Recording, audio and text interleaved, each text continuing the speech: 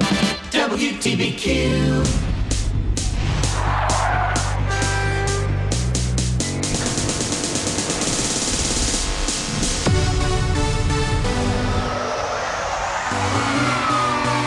Good afternoon. Tony Abbatine coming to you live from beautiful Orange County, New York, WTBQ. Show number 1 of Game On. This is opening day. Opening day, it just doesn't get any better than opening day. Think about it. Those of you that have played Little League, opening day is better than Christmas. You get up early, you put your uniform on probably 4 hours before the game. You get your mom or dad to have a catch with you before you head over. You can't have a snack because your insides are all churning with excitement. This is opening day, Game On. It's interesting, we took some calls even before we went on the show about what exactly is Game On Sports Chalk Radio. Probably the best way of talking about what it's not, and we've got some callers that are going to be coming on. These are the rules for the callers. Do not ask about yesterday's news. This is not sports talk radio where losers call in. Get a life for the ones that need to talk for 4 more hours about what they saw on Friday or Saturday night. Don't sound like a fan, right? Because this is about learning, not being a know-it-all. And Sports Chalk, if you really break it down, it's about tomorrow. It's about what information we can provide to give you, the dad, the Little League coach, the high school coach, the travel coach, more information to improve the overall performance skills of your son or daughter. Where exactly is all this information coming from? Before we take calls, frozen ropes, the job that I have and the job that I've loved for over 20 years, my job for the 25 other locations around the country, I need to go out and get good information based on research, based on science, and present it to the other training facilities across the country. This started really in 2002.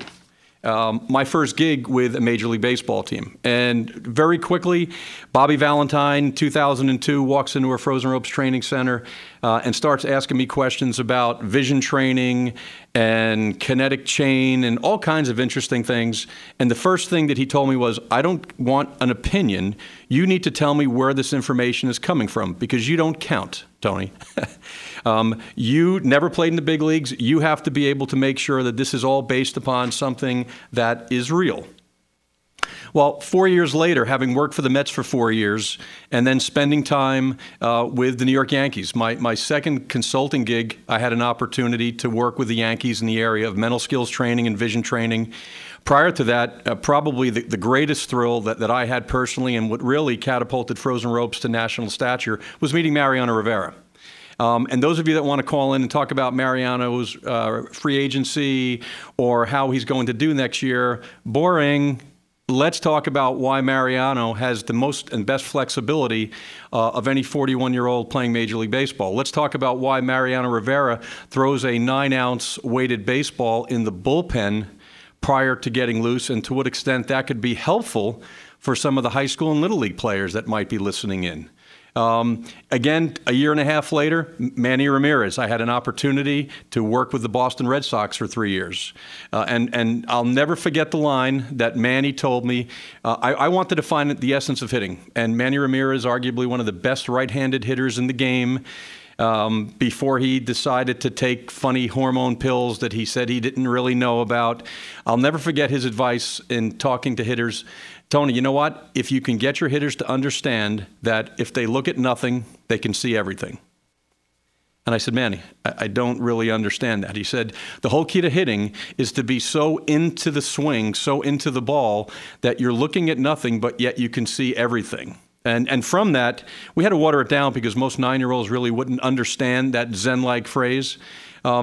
Colorado Rockies, year and a half later, I'm in the dugout in a Major League game. Clint Hurdle says to us, Tony, there's someone that needs to go talk to you. He's in a slump. He brings me over to Todd Helton.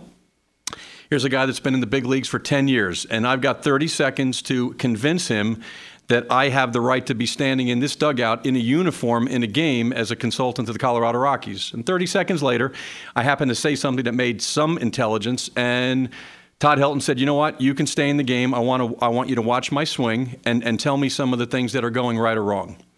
At the end of the day, the information that we want to share in Game On is all about what's real today. And understand that baseball and softball, we're talking about baseball, but baseball and softball in particular, and we'll have an opportunity to talk about the other sports that aren't as great, that are not America's pastime, but we will touch upon the soccer, the football, the lacrosse, the field hockey as it relates to mental skills and college recruiting.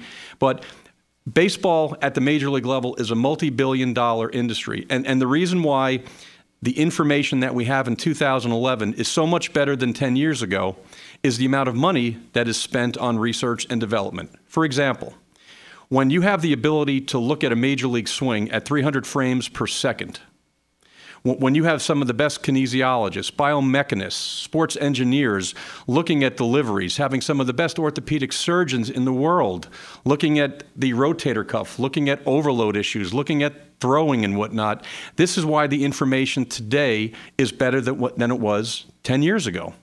And it's not as if the game has changed. And this is what we constantly have to continue to tell Little League coaches and guys that have played the game for years. We run into guys all the time, well, I played in the big leagues 5 years from now. We don't need any of this information.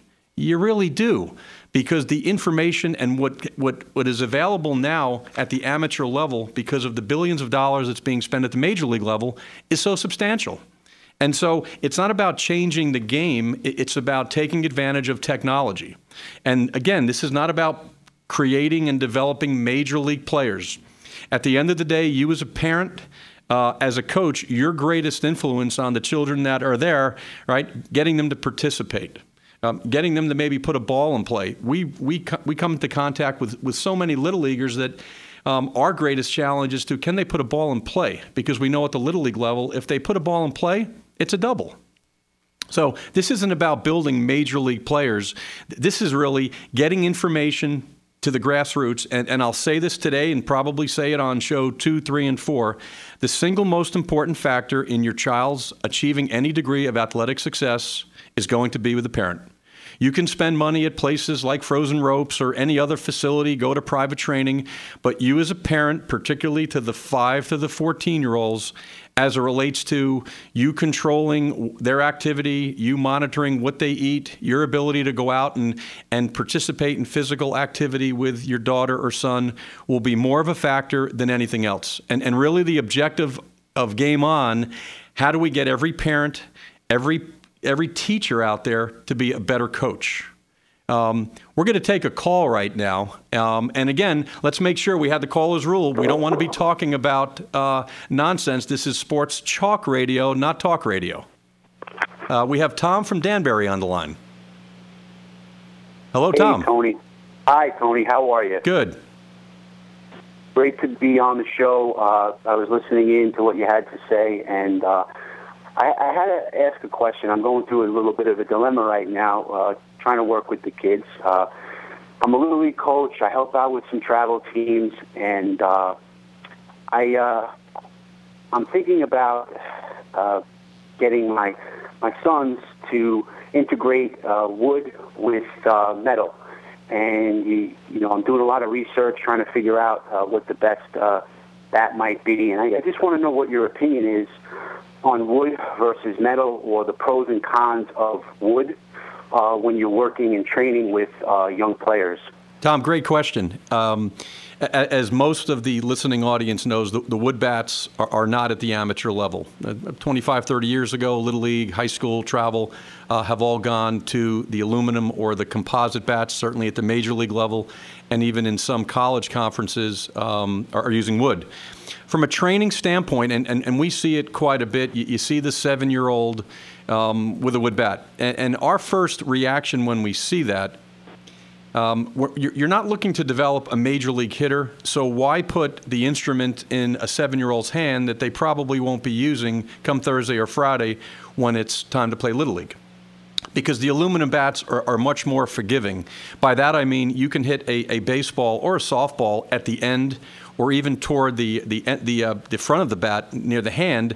And with the aluminum bat, you're going to put a ball in play. So the first thing that you need to be careful of is that your 7 or 9-year-old or even the 12-year-old, they have to have a more efficient swing. By that I mean the barrel of the bat with the wood bat, right, which has the greatest what's called repercussion area. You've got to be much more direct in making contact there.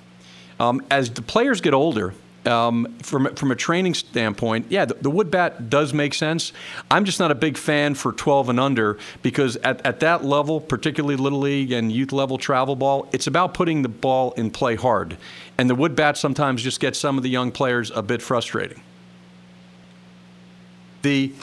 Let's talk about, and this is something that the misinformation, and again, I want to make sure that the Little League coaches, the high school coaches that are listening in, this is not about old school versus new school. In fact, I used the line a few years ago at a national convention because you had the older coaches listening and really kind of shaking their heads when we started talking about the kinetic chain and what exactly happens in the swing and rotational versus linear hitting and these overload issues going on. And at the end of the day, coaches, it's not about old school or new school. Just be in school, right? I think that's really what it comes down to. The fact that you've been coaching softball or baseball or softball or football for many years, right? Be a learner. And not a knower. And it's not about what you're teaching is wrong. How do you make a challenge to yourself as a parent, as a youth level coach, to improve your presentation skills, your teaching skills, and actually to make your players better? And one of the things that we've talked about, and think about it in baseball.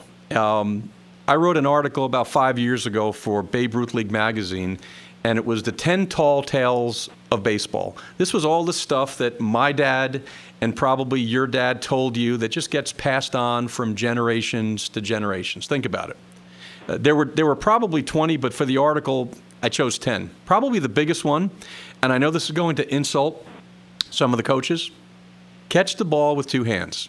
Now, how many times have we told our well-intended little player, right, at the Little League level, even at the softball level, we're fighting this now with some of the girls that are playing travel ball. Hey, John, Michaela, catch the ball with 2 hands.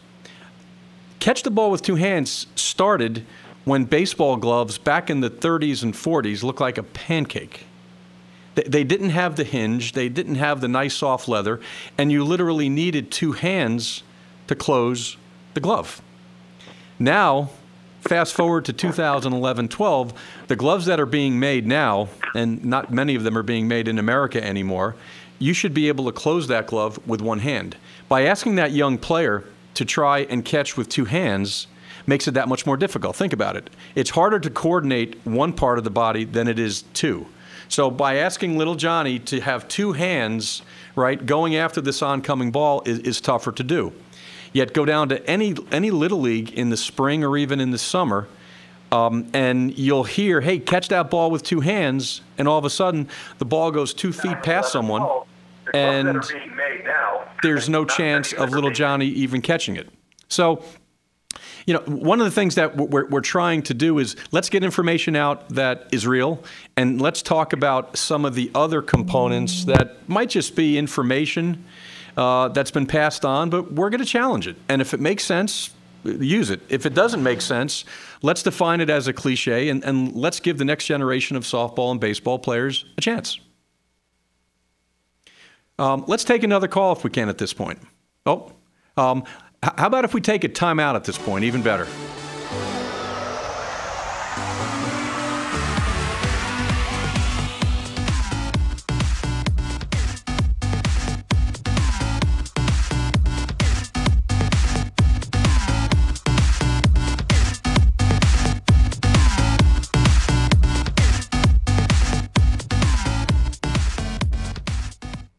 You don't have time to sit around and think about the news. Your life is busy. Your life is on a budget. There is one place you can count on to help you save time, save money. ShopRite. One place where thousands of items are on sale every week. Where you can save even more when you check out with our Price Plus card. One place where you can be confident you get the value and the quality you want for your family every time you shop. One place, your place. ShopRite. Hi, this is Benoit Turpin with Pleasant Stone Farm. Please join me for my half-hour program called Living Green, Living Healthy, and Supporting Your Local Community. Mondays at 12:30 p.m. See you then. Warwick Wildcats football is back here on WTBQ. Listen to the action all season long with me, Rob McClain, and Rich Arnott. Brought to you by Country Chevrolet, Sealy and Dolan Insurance, Leo Katie's Ford, St. Anthony Community Hospital, and Apple Valley Pharmacy. WTBQ.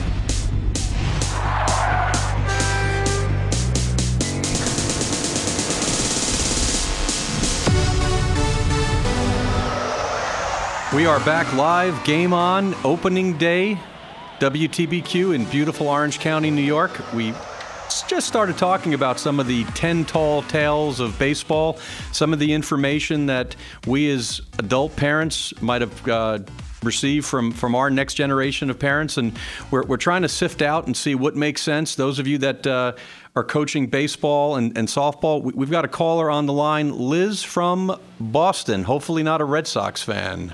Of course, of course. So, hi, Tony. How are you? Good. How are you, Liz? Good, thanks.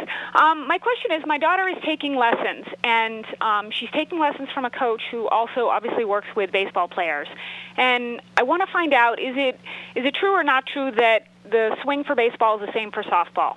Ooh, great question, Liz. How old is your daughter? She's 10. Okay. 2 words. Can we say Jessica Mendoza? Okay. Jessica Mendoza, and the reason why I bring that name up, 2-time Olympian. Jessica Mendoza is probably, I guess we're somewhat partial because she has been a big part of visiting a lot of our locations around the country. Graduates from Stanford, Player of the Year, one of the best and most feared hitters in the world, playing on Team USA.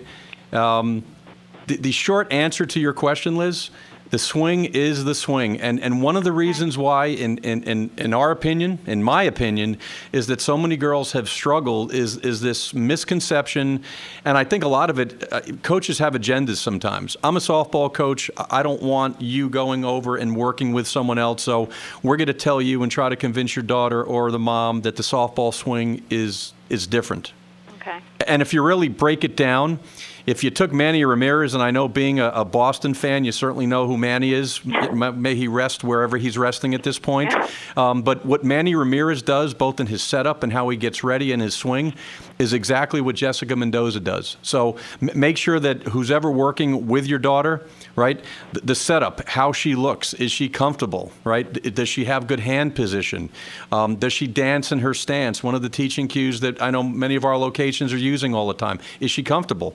But the big thing that you'll see when the so-called self-proclaimed softball experts talk, well, you don't have time to bring your hands back or have that negative load or trigger action in softball. Well, that's not true. Jessica Mendoza and any other high-level softball player at the college level or even at the high school level, they bring their hands back. They get ready to hit just like the baseball counterparts do. And yes, we know that your daughter at some point might face the rise ball, which is the only pitch that is different in baseball versus softball because of the trajectory of the arm.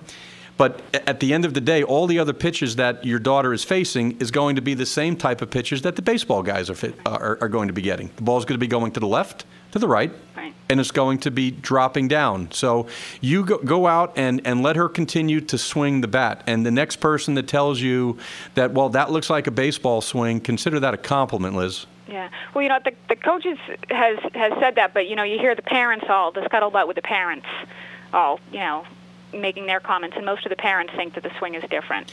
And you know what? That gets back to getting good information to the parents. I know one of the things that you're in Boston, I know we've got some frozen rope locations that are up there that do these complimentary coaching seminars and do free evaluations and use some high-tech video analysis to kind of break things down.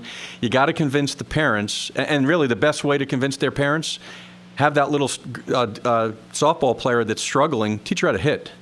Okay, and I think one of the problems that we're facing in softball is that everyone wants to bunt, and, well, pitching rules everything. And you see so many young girls, because they're not getting good information, they're resigned to just simply bunt or slap or try to walk. So if you can continue to explain to the parents, I know one of the things that we do when we have skeptics like that, a lot of our staff will just hand the Jessica Mendoza video to that skeptic and say, "This is the greatest hitter in softball in this country and perhaps in the world. Watch what she does, and then compare it to what the baseball guys are doing." And at some point, seeing is believing. They start realizing that a great swing is unisex. Excellent. Thank you very much. You're very welcome. You know, it's interesting, the whole softball versus baseball. Those of you that are coaching softball, you've got to be very careful that you take the good information that the baseball industry has used and integrate it. Yes, there are some differences as to how you talk to and the dynamics of the team when working with female athletes versus the male athletes. But when it comes to throwing and hitting and fielding and all the core skills, it's identical. And look no further than some of the best softball programs in the country. I don't know if it's next week or probably in a few weeks, we're going to have probably a panel of college softball coaches joining me. Joe Osanio, former New York Yankee major leaguer, who now is the head coach at Marist College, will be joining us.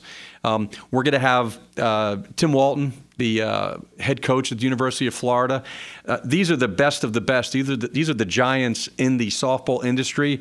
Hearing it from them, and they'll break down why, in their opinion, the girls in the Northeast maybe aren't getting the best information as compared to the California, Arizona, Texas girls. And they'll painstakingly go through what you as a parent, as a Little League coach, as a travel coach need to be doing to make sure that the skills that you're providing and the drills that you're doing make some sense. We're going to take a time out, and we're going to take a few more calls back, and we're going to go back into our list of the 10 tall tales of baseball. Make sure you come back and join us.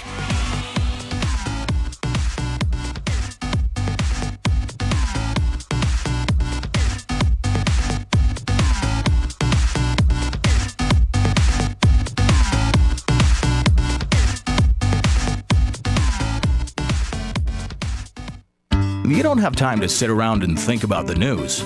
Your life is busy. Your life is on a budget. There is one place you can count on to help you save time, save money. ShopRite. One place where thousands of items are on sale every week. Where you can save even more when you check out with our Price Plus card. One place where you can be confident you get the value and the quality you want for your family every time you shop. One place, your place. ShopRite. Hi, this is Tony Abbatine, your host of Game On, the first sports talk radio show bringing you the inside scoop on improving your game. From the big leagues to little leagues, from college recruiting to strength and speed training, tune in on Fridays at 1 o'clock for Game On. Listen for Almanac and your host, Paul Tesoro. Almanac is proudly brought to you by Central Hudson Gas and Electric Corporation. That's Almanac, Monday through Saturday mornings during the 9 o'clock hour, with a replay weekdays at 4:30 p.m. WTBQ. WTBQ weather. A cold front will bring a chance of thunderstorms this afternoon, along with some steadier periods of rain as highs reach 70 to 75. Now, any remaining showers this evening will taper off, then clearing out. A partly sunny day tomorrow with some cloudy periods in the afternoon, maybe a sprinkle. Very windy as highs reach 65. And on Sunday, partly sunny, breezy once again. Maybe a shower late as highs reach the low to mid 60s. From the WTBQ Weather Center, I'm meteorologist Mike Mahalik. WTBQ.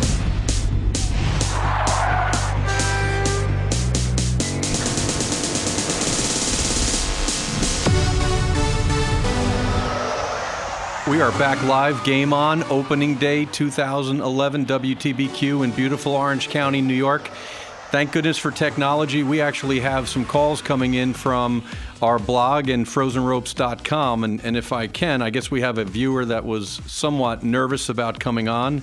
Let's see if I can read this. This is coming in from a Vinny from Long Island. Hopefully this isn't Vinny from the Bronx that calls into WFAN and moans about the Yankees all the time. His question: Hi, Tony. What do you think about team coaches that want to change everything about a player even before really seeing them play?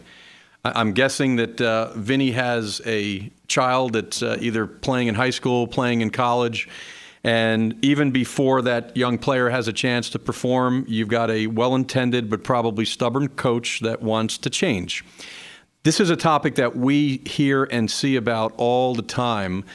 Parents that will come in and spend, whether it's $10 or $10,000 on training during the off season, and come Little League or high school time, the high school coach or the travel coach or the college coach wants simply to change the player for the sake of changing. One of the things that we're constantly telling the parents, you need to have that conversation with the coach. Don't put your son or daughter in the middle of what really comes down to an ego and battle of who thinks that they're smarter. Every coach doesn't like the fact at times that some of the players are getting personal instruction. And one thing that we've learned, and it's a constant process, most coaches get that we don't coach. Our world is teaching and player development. And I think sometimes, and I really say the better coaches, the coaches that care, are not going to change players for the sake of changing them. If you're struggling, if you've gone and changed your delivery or your hitting mechanics and you struggle, well, that coach that you play for has every right to go and tell you you're going to do it my way or the proverbial highway. But before there's any degree of failure, shame on that coach that is simply trying to build robots or wants everybody to do it a certain way, particularly in baseball and softball. And let's define even on the hitting side. You look no further than watching Major League Baseball games or watching college softball. There are so many different setups, right? There are so many different ways to start the swing. At the end of the day, it's about, can you get the barrel of the bat and be on time to hit a pitch? So how you start, how you finish really doesn't make any sense. And really from a pitching standpoint also, there's all kinds of crazy pitching deliveries. You look at the smooth and picturesque Mariano Rivera throw his 93-mile-an-hour cut fastball, and then you're watching the closer from the Tigers, Mr. Valverde, who pitches like his hair is on fire, that's got all kinds of funk, but he gets it done. So at the end of the day, it's about results. And as a parent, depending upon the age of the player, you very nicely need to have that conversation with that coach and say, you know what, I really wish you would allow Johnny to try it a certain way. He feels comfortable that way, and maybe explain to the coach that this is why it might make sense. And hopefully it's all about the players and it's all about the children. The coach should matter. At the college level, it's a different story because there it's going to be about results. At the college level, they don't want to hear from mommy and daddy. They don't want to hear that, I've been working with my son or daughter in the backyard because unfortunately, and it's not fair because there are some parents out there that have a tremendous amount of information and resources and quite frankly are smarter than some of the high school and college coaches. But at that level, you don't have any say in what's going on. So I think for our friend Vinny in Long Island, you've got to be very careful depending upon the age of your son or your daughter.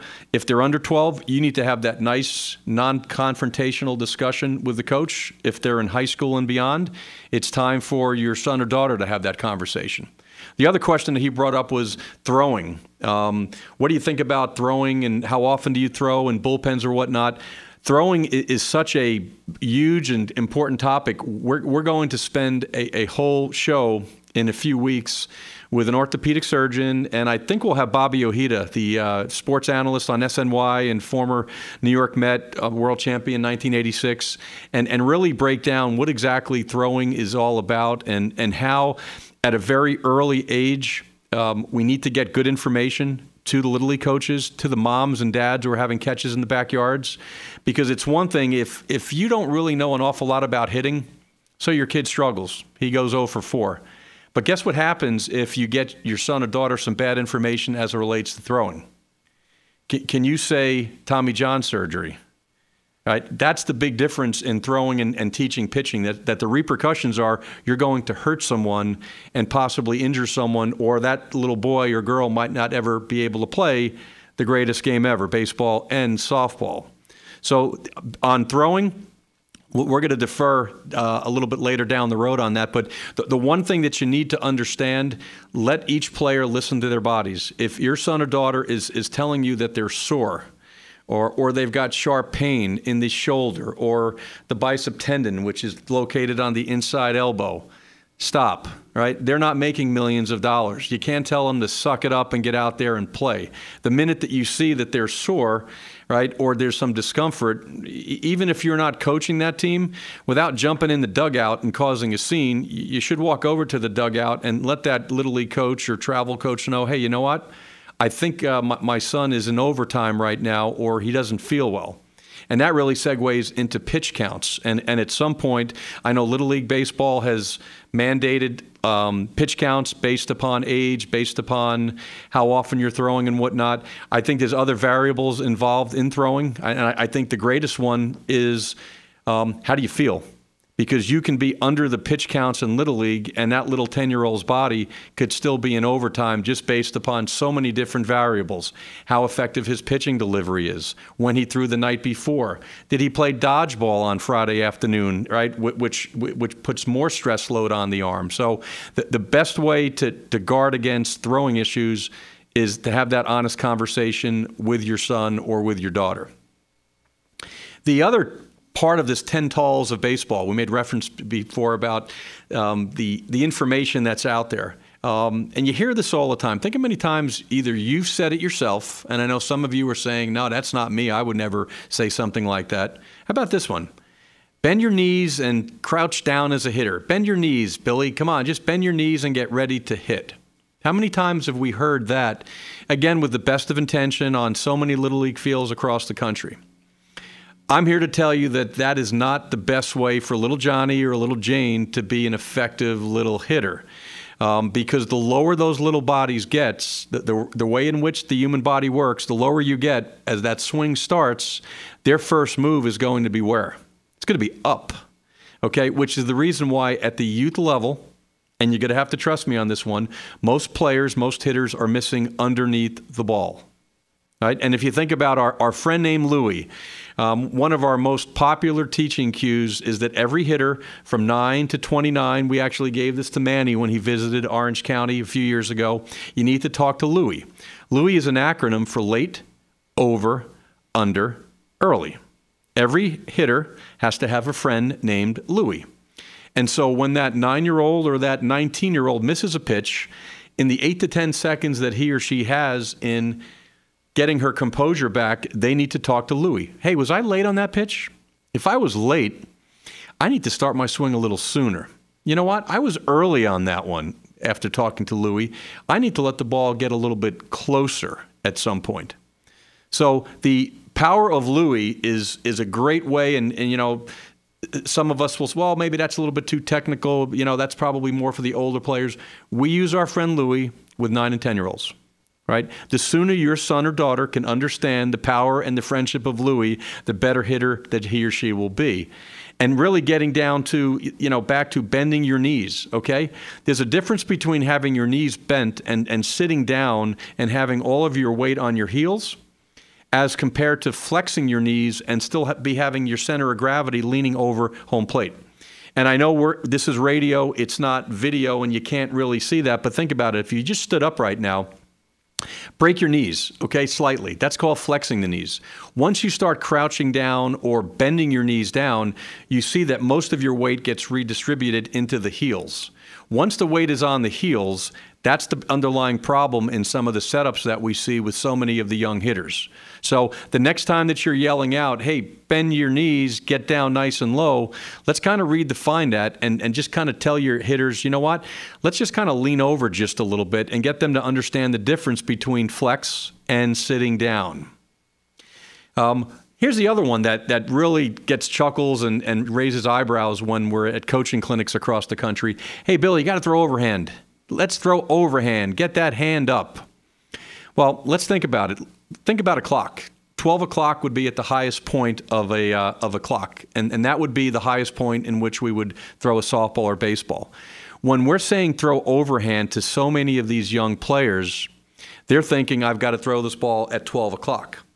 If you're sitting down right now, or even standing, you put your arm up at 12 o'clock, right? Notice the tension level in your inside shoulder area. Go ahead and do that. Those of you that really care about your kid, put your arm up at 12 o'clock and feel how tight the inside shoulder gets.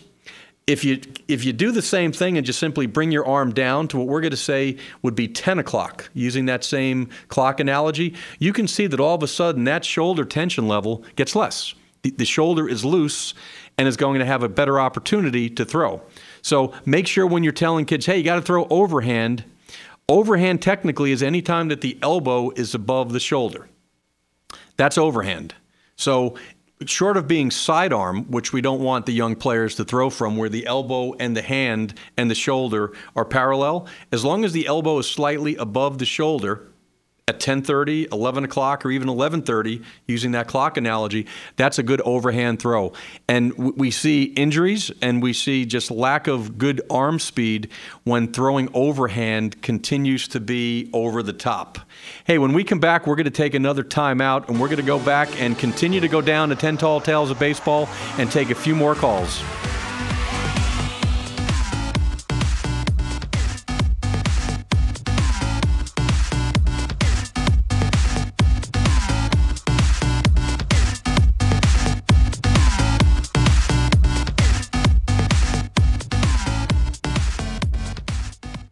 You don't have time to sit around and think about the news. Your life is busy. Your life is on a budget. There is one place you can count on to help you save time, save money. ShopRite. One place where thousands of items are on sale every week. Where you can save even more when you check out with our Price Plus card.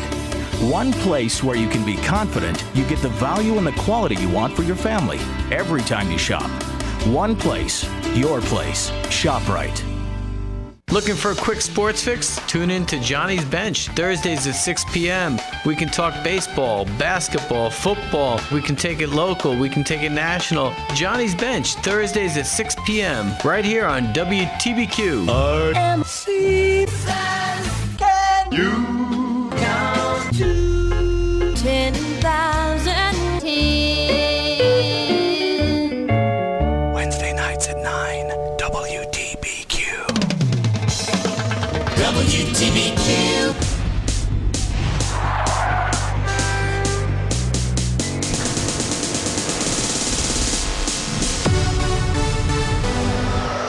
Tony Abbatine live back on Game On, WTBQ in New York. Before I forget, major shout out to one of the many sponsors, AAU Baseball, our friends Coach Andrew Scott, who because of his commitment and passion for the game, bringing AAU baseball to New York and certainly to the Hudson Valley area.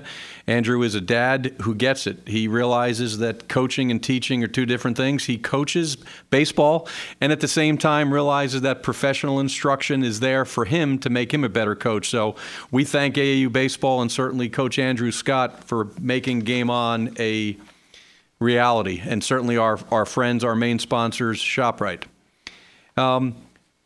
If we can, and one of the topics that we won't even get to this week, but during the week, get an opportunity to go to frozenropes.com, and you'll see the different topics that we're going to be pulling from.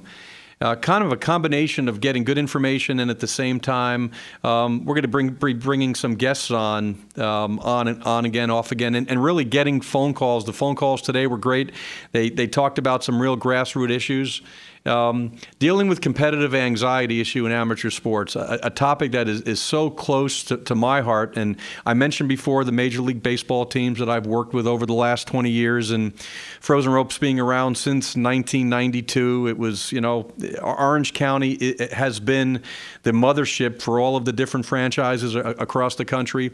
But at the end of the day, I truly believe that as coaches, as trainers, as parents, our greatest gift would possibly be to get the players to learn and understand that relaxation, concentration, and focus are skills.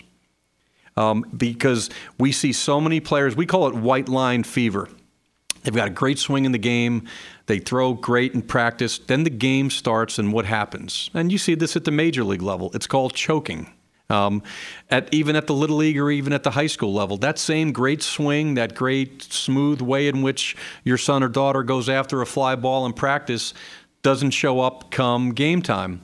And the topic that we'll talk about, how you as an amateur coach, travel coach, as a parent, how do you get your player to understand that focus and concentration and relaxation are skills? For example, and this is one of our classic relaxation techniques, dance in the stance.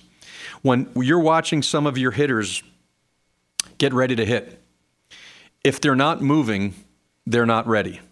Our dance in the stance teaching cue really is you need some kind of movement, just some kind of rhythm before the ball gets thrown. Again, look no further than Major League Baseball games. You'll see all of the guys, certainly at that level. You see the Olympian softball players. They're constantly have their own little personal dance routine, that personal rhythm that they do before they get ready to hit. That's actually relaxing all the major muscles in the body to get ready to fire, because we know that if muscles are tight, they're less inclined to move faster. So dance in your stance. How about play the piano? Play the piano is another great teaching cue that's all over the country, thanks to some of the great froze rope instructors that have gotten young hitters to understand that the grip, right, the grip that they're using to get ready to hit has to be loosey and goosey, excuse me. One of the things that the analogy is, hey, Billy, right? Pretend that you're kind of playing the piano just a little bit now, and while you're getting ready to hit, and really it's that 5 or 6 seconds before the ball gets thrown that really gets the young hitters and even hitters at the major league level a little bit anxious. So by simply taking your fingers and pretending that you're playing a piano, so to speak, is a tremendous relaxation technique. If the hands are nice and loose, the hands are going to work much faster. These are the topics that we need to be better at as parents, as coaches, because the swing is the swing. And if you really want to give your child an opportunity to not only enjoy the game, because at the end of the day, right, it really gets back to, right, can they play? Right?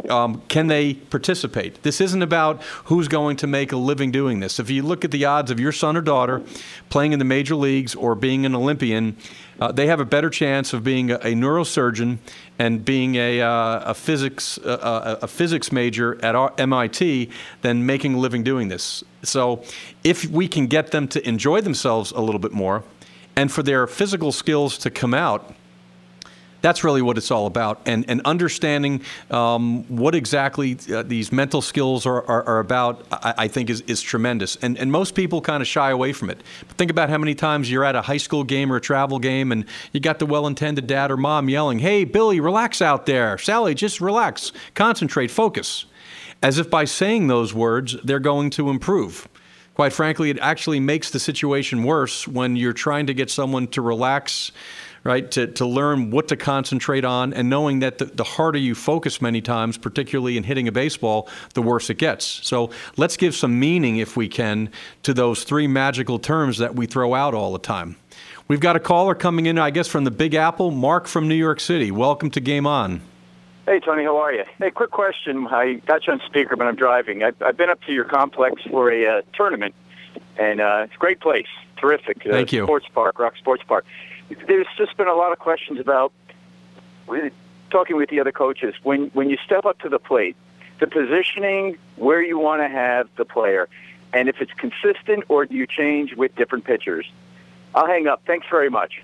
Mark, great question, and whether you're working with 7 or 8, 9-year-olds or even at the major league level, Mark's asking about where should my son or daughter be standing in reference to the plate. Boy, you could say, well, they should just stay there, stay in one place.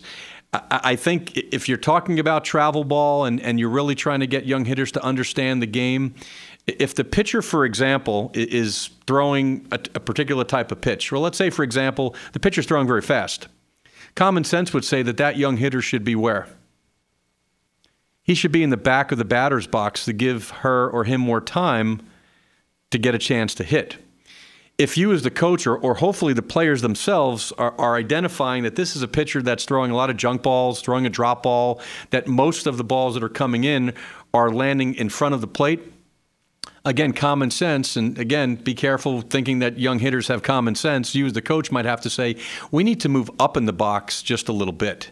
So I think as it relates to north and south, and when we talk to hitters and talk to moms and dads, north and south is moving up in the box or moving back in the box. East and west is how close to home plate you want to be. And the one thing that I can tell you, having seen probably thousands of 9, 10-year-old swings over the last 15 years, we see way too many hitters too close to the plate. Right, that's where maybe you can make an adjustment. Measure up, which is one of our teaching cues. Measure up means, right, extend the bat and make sure that when you extend the bat, your bat isn't overextended on the other side of the plate. So you're going to jam yourself on an inside fastball, and you're going to be swinging at balls that are 8 or 9 inches outside. I think every young hitter needs somewhat of a default setup, if you will, the same setup that he or she can go to every time. And really, after the first at bat, and with the help of some of the coaches that are watching both the trajectory of the ball and the direction of where the pitch ball is coming from, you can have that discussion with that player maybe in the second at bat or so. But the best way to do that, instead of barking out from third base, and hopefully, Mark, you're not one of those coaches that does that. Hey, move up in the box. Hey, Billy, what are you doing? Get in, get out. That's not really the best way to do it. Either call timeout, walk over to that youngster and say, you know what, where do you think that this next pitch is going to be? Or is the pitcher throwing fast or slow? Let the player be part of the solution and let the player make the adjustment themselves. That's typically the best way. Now it's all about self-help. Now you've given them a real opportunity, right, to make that adjustment on your own. Let's go back if we can. I think we probably have time for maybe one or two more of the 10 tall tales of baseball. And this kind of gets back to hitting again. And if you think about it, pitching and throwing and fielding are important, but at the end of the day, the coolest thing about baseball, and maybe this is just my opinion, you can't even say the crack of the bat anymore because the crack of the bat is gone. It's the ping of the bat with aluminum. But if your son or daughter can hit, that to me is what it's all about. Yeah, pitching and fielding and whatnot, but I can tell you at the high school level, or if you have any interest in one day having your son or daughter play in college, teach them how to hit. That is the most marketable skill to this day at the high school and at the college level. We were down at a big showcase in New Jersey with one of our 18U softball teams, and just talking to college coaches from around the country, from the Big Ten to the Pac-8 to the Big East Conference, and their first question all the time asking our coaches, do you have a girl that can rake? And those of you that don't know what rake means, that's a baseball parlance that means, can she hit? Okay? And the same thing, those of you listening that don't know what a frozen rope is, shame on you. We don't really want you to come back and listen next week because a frozen rope, you certainly should know what that is by now. What is it? Frozen rope, many years ago, not to get off key here, Mel Allen, the one of the greatest broadcasters of all time with the New York Yankees. There was a young center fielder back in the day, I know I'm dating myself, named Joe DiMaggio, who played for the Yankees. And Mel Allen back in the day when Joe DiMaggio used to hit those line drives into the monuments at the old Yankee Stadium. There goes another frozen rope by Joe D into center field. Frozen rope is really the ultimate in hitting. When you hit a ball really hard, right, that's a frozen ropes. So if you're going to pick one skill for your son or daughter to be good at, teach them how to hit. And this is the other part. The younger they are, let them learn how to miss fast. And by that I mean the following. You've got a 7 or 8 or 9-year-old that you're either lives with you or you're coaching. Get them to understand that the faster they swing at an earlier age, the better. That just simply putting the ball in play, as important as it is to winning and scoring runs at the Little League level, is really hurting the eventual development of some of the young swings that we're seeing. That at a very early age, and we don't want to get too technical on fast twitch versus slow twitch muscle fiber and how those neurons that those youngsters are building will slowly, at some point by the age of 14, right? You're almost done to an extent in developing that fast twitch muscle fiber that you need to excel in sports. At a very early age, let them swing the bat and reward them for missing fast. And one of the 10 tall tales of baseball that we had, keep 2 hands on the bat all the time, Billy. Keep 2 hands on the bat all the time. Why do we keep telling that to little leaguers and high schoolers and even some travel players when, again, look no further than the people that do this for a living at the major league level and certainly Olympic hitters? What do they have in common? Well, a lot of them have in common is that once they make contact, and understand, listeners, we're not saying that you need to swing the bat with two hands or make contact with one hand, that once you make contact with a ball, it's okay to tell that young player to release their top hand and finish nice and high. No different than what you see with all the big picturesque swings that you watch on television or even watch at the high school or even at the college level. So this keep the bat and hold on to it with two hands sometimes makes it much more difficult for a little leaguer or a high school hitter to really develop any bat speed. Because at the time in which the barrel of the bat needs to be accelerating and going quick, because it's been beaten into that young hitter's head to hold on to the bat, he or she is starting to move that barrel in a different direction. And when you move something in a different direction, what happens to the speed of that?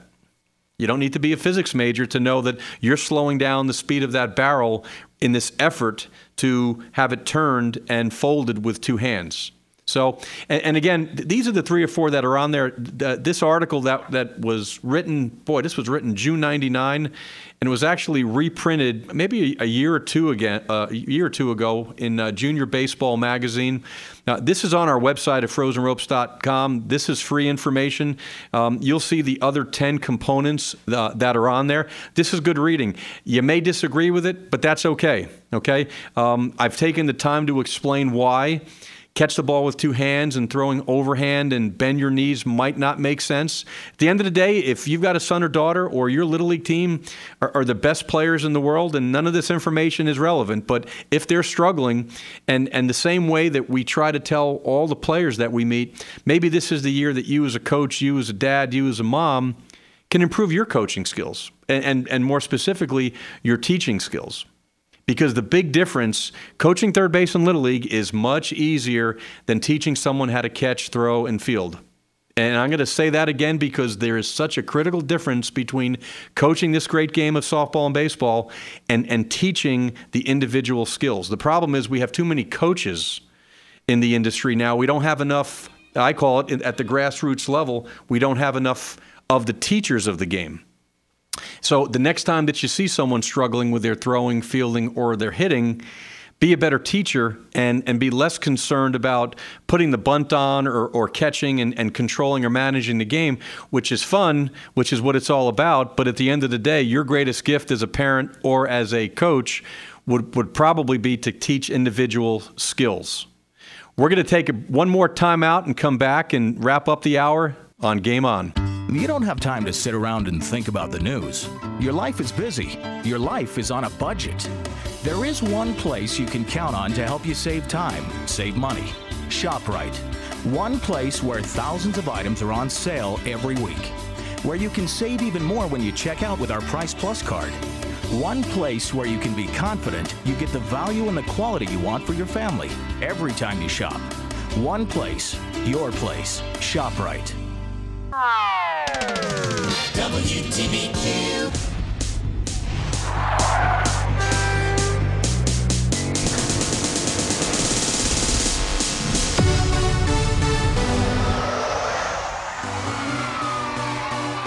Tony Abbatine back, Game On, opening day 2011. We have a blog coming in from Randy from Tampa. Randy asks, can you discuss in more detail how to step up to the plate and how far away from the plate? Randy, I wish we had the time to really get into that, but looking at the clock, we've got about 40 seconds to go. You're in Tampa, Florida, whether it's coming to visit one of our locations or send a question in, or even more in detail, we'll try to get some information back to you. And even during the course of the week, any questions that are coming in, if you don't have time on Friday mornings to join us, send an email in. You can even call, go visit your nearest Frozen Ropes and just ask one of the instructors there to write down the question, and we'd be more than happy to talk about it. We'll be back certainly next week with some guests, and we'll be ready to go.